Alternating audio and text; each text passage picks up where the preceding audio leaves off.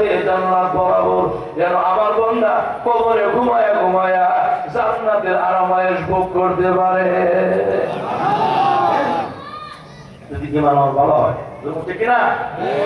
ঈমান আমার ভালো হয়, ঈমান যদি ভালো না হয় তো রূহ হয় নাই, ঠিক না?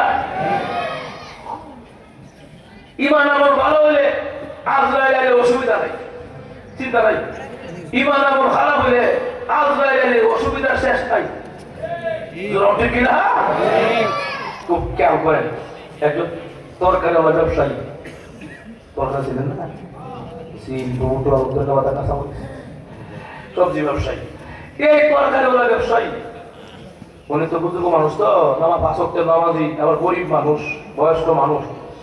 উনি চিন্তা করলো বাজার থেকে যদি আমি বাসা থেকে যদি বাজার পর্যন্ত আমি এই তরকারি বোঝারা রিক্সাতে অটো দিয়ে নিয়ে যাই, 50 টাকা খরচ হবে।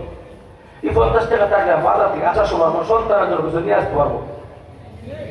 তুমি বাবা এখনো নাই, এবং বাবা সব জমি আছে না নাই? কিন্তু আশ্চর্যের বিষয় কি জানে, এত কষ্ট যে সন্তানের জন্য বাবা করলো, এই সন্তান যখন বউরা করো নিয়ে তখন আর পাপ পাচ্ছিল না। কথা ঠিক কিনা? নতুন বধূ আনার পরে এবং সবচেয়ে আপন হলো বধূ, আর বধূর মা বাবা, নিজের মা বাবার কোনো মিল নাই। কথা